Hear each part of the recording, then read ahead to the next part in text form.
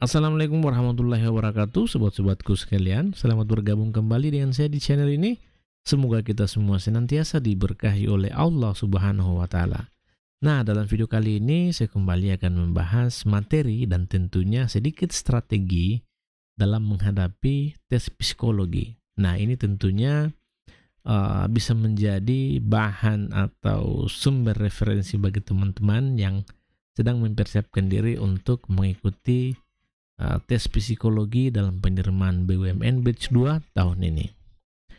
Mungkin ada di antara teman-teman yang bertanya-tanya, tes psikotes di BUMN itu mencakup apa saja? Bagi yang sudah tahu mungkin tidak ada masalah ya. Tapi bagi yang belum paham atau yang belum tahu, nah di sini saya akan jelaskan secara singkat ya. Kalau kita bicara tentang tes psikotes itu ada banyak modelnya. Nah, secara garis besar di sini ada 8 poin yang menjadi pokok utama atau pokok pembahasan utama dalam tes psikotes. Pertama terkait dengan tes kemampuan verbal. Yang kedua itu namanya tes Wartek. Yang ketiga ada tes logika aritmatika. Yang keempat ada tes logika deret gambar dan penalaran. 5 ada tes membaca Quran. 6 tes menggambar orang. Ketujuh ada tes menggambar pohon. Kemudian ke-8 ada yang namanya tes Edward Personal Preference Schedule. Nah, pertanyaannya, apakah semua jenis tes ini akan diujikan, akan muncul dalam tes psikotes? Tentu saja tidak. Nah, model-model soal yang akan muncul dalam tes psikotes nanti itu tergantung dari perusahaannya masing-masing. Namun demikian, saya bisa pastikan bahwasanya setiap tes psikotes itu pasti akan selalu muncul yang namanya tes kemampuan verbal, tes logika aritmatika, dan tes logika deret gambar dan penalaran. Ya, jadi dipersiapkan saja. Dan yang paling pokok itu adalah 3 hal ini, karena ini selalu muncul dalam tes psikotes apapun, apakah itu penerimaan BUMN, CPNS, P3K, dan lain sebagainya.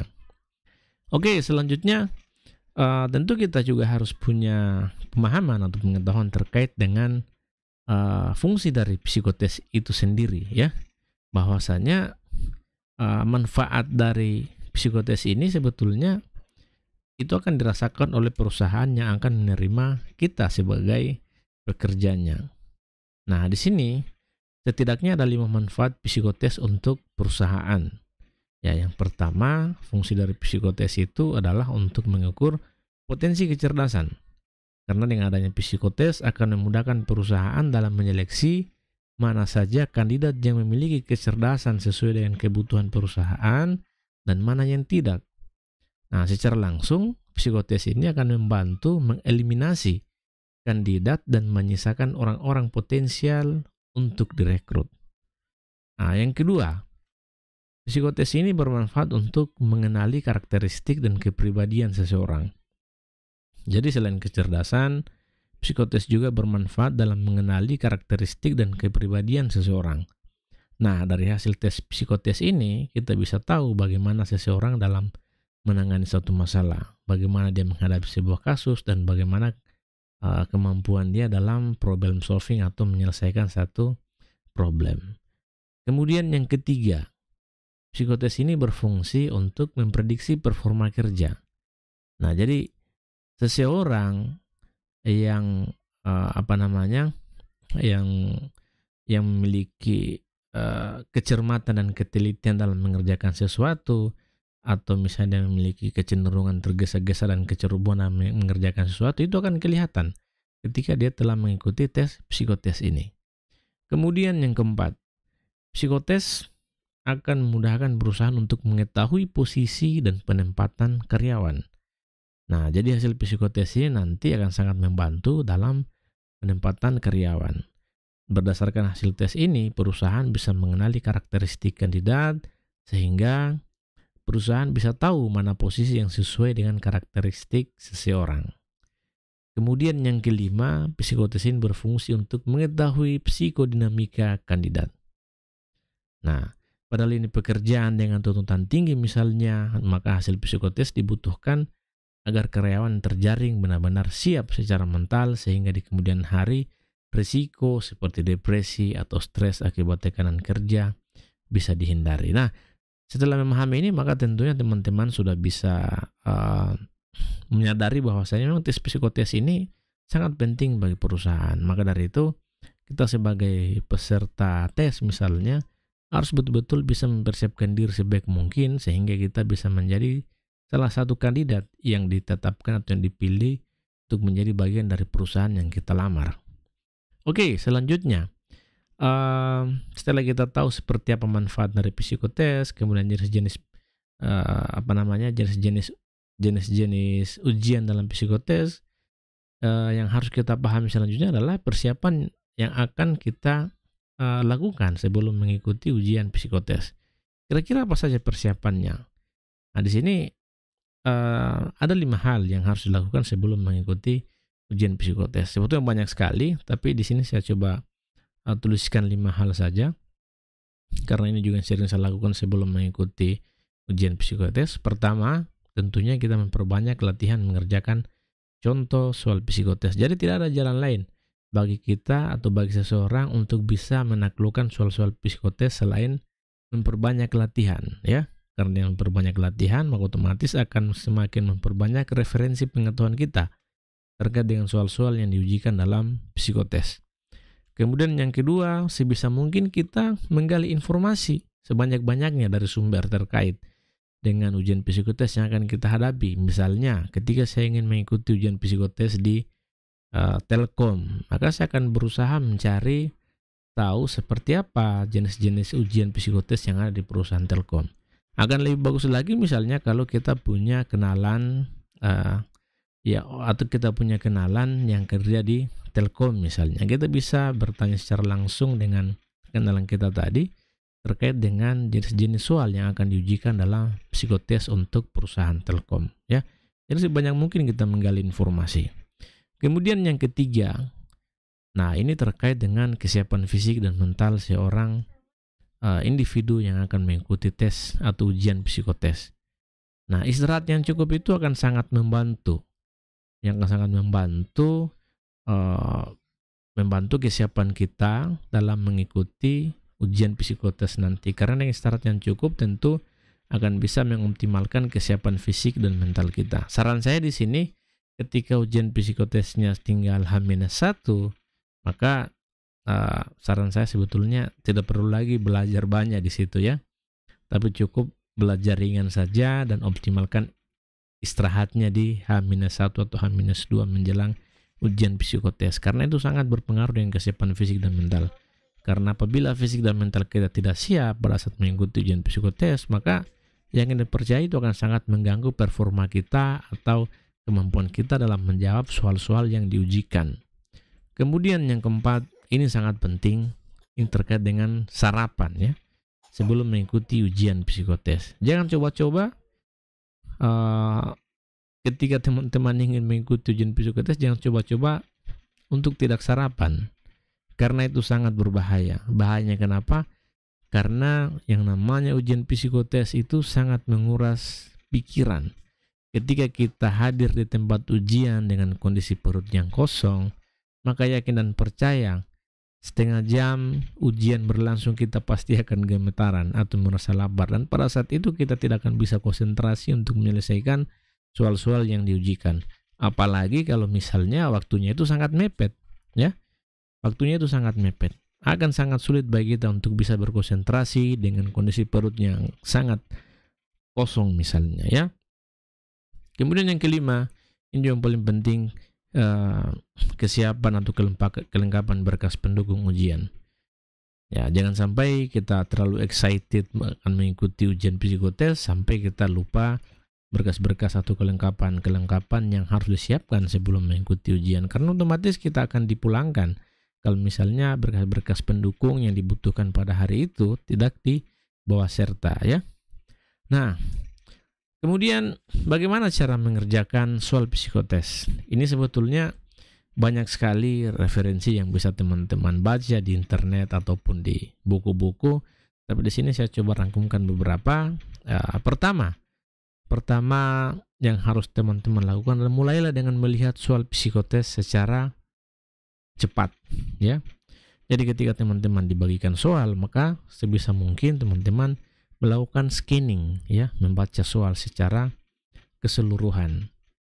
Nah, dari situ nanti teman-teman akan punya gambaran berapa banyak soal yang akan diujikan, apa saja jenis pertanyaan dan soalnya. Kemudian teman-teman bisa mengestimasi berapa banyak waktu yang akan teman-teman gunakan untuk menjawab setiap soalnya, ya. Kemudian yang kedua, terkait dengan kecepatan diri, ya. Kecepatan diri ini bagaimana cara kita menjawab satu soal itu bisa lebih cepat daripada waktu yang ditentukan, ya. Jadi misalnya satu soal itu waktunya 30 detik misalnya. Jadi kita berupaya semaksimal mungkin bisa menyelesaikan satu soal itu di bawah 30 detik, misalnya 20 detik atau 15 detik. Nah, dengan demikian maka kita bisa punya lebih banyak waktu yang tersisa nantinya, dan itu bisa digunakan untuk mereview kembali jawaban kita, ya. Jadi sebisa mungkin kita menjawab dengan cepat. Ketika kita sudah tahu bahwa soalnya ini dan jawabannya ini, kita langsung jawab secara cepat. Tidak perlu mengulang-ulang untuk membacanya, karena itu hanya akan menghabiskan waktu. Oke. Yang ketiga, tentu yang paling sering kita lakukan itu adalah secara umum biasanya orang-orang akan melewati pertanyaan-pertanyaan yang sulit. Selalu berpikir, saya mau kerja dulu pertanyaan yang gampang. Padahal itu satu kesalahan. Ya, jadi ketika ada pertanyaan yang sulit, maka dijawab saja, ya. Dijawab saja, dan jangan coba-coba untuk melewati urutan-urutan pertanyaan yang disajikan. Karena apabila kita selalu melewati pertanyaan yang ada, kemudian kita lupa misalnya, atau waktu kita tinggal sedikit setelah mengerjakan soal secara keseluruhan, itu akan menyulitkan kita untuk kembali melihat pertanyaan-pertanyaan yang telah kita lewati, dan itu akan sangat merugikan kita, ya. Kemudian yang keempat, ada istilahnya kita menggunakan proses eliminasi. Nah, jadi di sini kita mencoba membaca dengan cermat setiap kemungkinan jawaban. Jadi ketika ada jawaban yang sudah tidak masuk akal, langsung dihilangkan saja, langsung kita eliminasi ceritanya, seperti itu. Nah, karena pada dasarnya sebetulnya setiap opsi yang ada pada sebuah pertanyaan itu selalu apa istilahnya, ya, hampir semuanya benar. Nah, kita tinggal memilih mana yang paling benar. Nah, ketika kita melakukan proses pemilihan tadi dan melihat misalnya ada jawaban-jawaban yang sudah tidak masuk akal, langsung kita eliminasi secepat mungkin, dan akhirnya kita hanya tinggal punya satu atau dua opsi jawaban, dan itu akan lebih gampang untuk menyimpulkan mana jawaban yang paling benar. Kira-kira seperti itu. Kemudian yang terakhir, ya, kita harus bisa untuk membaca setiap pertanyaan itu dengan seksama, ya. Nah, jangan sampai kita langsung sebelum kita selesai membaca soalnya dengan baik, kita langsung menjawab pertanyaannya. Itu keliru, ya. Nah, jadi kita betul-betul harus membaca pertanyaannya secara cepat tentunya, kemudian memahaminya dengan tepat, dan memberikan jawaban yang betul-betul benar. Nah, ketika kita bisa melakukan itu semua, maka jangan percaya teman-teman akan bisa melalui ujian psikotes ini dengan baik. Nah, kemudian bagaimana trik-trik khusus menjawab setiap bagian soal psikotes? Ya, ini juga tentunya bisa menjadi satu senjata khusus bagi teman-teman yang sedang mempersiapkan diri untuk menghadapi ujian psikotes. Jadi setiap bagian pertanyaan yang ada dalam psikotes itu punya trik khusus untuk menjawabnya. Misalnya untuk tes verbal, ya, yang bisa kita lakukan di sini triknya itu adalah sebanyak mungkin kita menghafalkan soal dan jawaban, ya. Menghafalkan soal dan jawaban. Kemudian kita mencek kembali hubungan soal dan jawaban. Nah, jangan sampai ketika kita menjawab satu pertanyaan itu ternyata antara soal dengan jawaban yang kita berikan itu tidak sesuai. Maka yang dibutuhkan di sini sebetulnya kemampuan kita menghafal soal dan jawaban yang ada, ya. Kemudian untuk wartek tes, ya, di sini kita membuat kombinasi urutan menggambar, ya. Misalnya seperti nomor acak, ya. Nomor acak 1, 2, 3, 4, kemudian 8, 7, 6, 5. Nah, jika kita menjawab terlalu urut, maka kita bisa dinilai terlalu kaku dalam memberikan satu jawaban. Sedangkan jika kita menjawab terlalu acak, maka kita akan dianggap suka membangkang. Kira-kira seperti itu bentuk penilaiannya ya. Maka di sini kita membuat kombinasi urutan dalam menggambar ya, seperti sesuai nomor dan dilakukan secara acak. Kemudian trik menjawab tes logika aritmatika, ya di sini tentu yang dibutuhkan adalah kemampuan kita melihat deret secara keseluruhan agar kita dapat mengidentifikasi pola angka, apakah dia berupa urutan, apakah dia berupa pengelompokan urut atau pengelompokan lompat ya. Jadi untuk tes logika aritmatika ini ya, kalau misalnya kita merasa sulit dengan satu soal yang sedang kita baca, ya kita langsung melompat saja ke soal berikutnya karena kita memiliki waktu terbatas. Tapi sebelum melompat, saran saya usahakan di sini kita sudah memberikan jawaban sementara dan itu kita tandai nantinya. Dan kalau misalnya masih ada waktu yang tersisa, itu kita akan ulang mereviewnya kembali dan memberikan jawaban yang paling tepat. Kemudian untuk tes logika gambar dan penalaran, di sini kita sebisa mungkin memahami pola-pola atau kecenderungan pada soal. Kemudian kita membuat satu prediksi ya. Nah, di sini kita perlu hati-hati dan teliti dalam melakukannya, karena ketika kita tidak teliti atau misalnya kita terburu-buru dalam menentukan jawaban, maka ini sangat vital. Karena kalau kita perhatikan logika gambar dan penalaran ini, jawabannya itu hampir sama semuanya. Nah, itu lagi tadi kembali pada kebiasaan kita dalam melatih diri untuk menjawab soal-soal seperti ini, itu sangat dibutuhkan. Karena pada saat kita berhadapan dengan soal-soal yang membutuhkan logika atau penalaran, maka itu akan lebih mudah untuk menjawabnya kalau kita sudah terbiasa tentunya ya. Kemudian untuk tes Coran atau Kraepelin-Pauli, ya di sini sebisa mungkin kita menghindari penggunaan mekanik karena itu akan memperlama proses pengerjaan soal. Jangan sekali-sekali melakukan kecurangan pada saat mengerjakan soal ini. Yang perlu kita lakukan di sini adalah tetap menjaga konsentrasi agar pekerjaan kita sesuai dengan track yang ada ya. Seperti itu. Kemudian untuk tes draw and main test atau tes menggambar orang. Nah, di sini kita menggambar orang secara utuh, kita mulai dari ujung kepala sampai ujung kaki serta detailnya, mata, hidung dan sebagainya. Nah, jadi kita menggambar orang ketika sedang melakukan aktivitas, itu yang paling pokok kalau kita diperhadapkan dengan soal menggambar orang. Kemudian untuk soal menggambar pohon, ya di sini kita harus membuat gambar yang detail dan rinci. Ya, jadi pohon yang kita gambar itu harus memiliki tangkai, bentuk daun, buah, dan akar. Ya, nah, agar lebih mudah ketika kita menggambar, kita harus berlatih lagi dengan mengambil gambar pohon yang ada di sekitar kita, kemudian kita melatih kemampuan kita dalam menggambar. Ya, lagi-lagi ini kembali pada kebiasaan kita dalam melatih diri menjawab soal-soal atau mempersiapkan diri dengan selalu mengerjakan model-model soal seperti ini, maka itu akan memudahkan kita untuk menjawab soal-soal psikotes pada saat ujian ya. Kemudian yang terakhir terkait dengan Edward Personal Preference Schedule ya. Di sini kita dituntut untuk menjawab setiap pertanyaan dengan jujur sesuai dengan kondisi atau yang paling mendekati. Nah, karena setiap pertanyaan akan saling berkaitan. Jadi kejujuran yang dibutuhkan dalam soal APPS ini. Saya kira daripada hanya berharap pada keberuntungan, lebih baik berpegang pada kerja keras dan usaha maksimal. Karena usaha keras nantinya akan mendatangkan keberuntungan dan kesuksesan. Melalui channel ini saya ingin menyampaikan kepada teman-teman bahwasannya untuk contoh soal dan pembahasan terkait dengan materi-materi yang diuji dalam psikotes ini, insya Allah akan saya update di video-video yang lain dan mudah-mudahan bisa membantu teman-teman yang sedang mempersiapkan diri untuk mengikuti tes psikotes, khususnya yang sedang mengikuti penerimaan BUMN batch 2 tahun ini.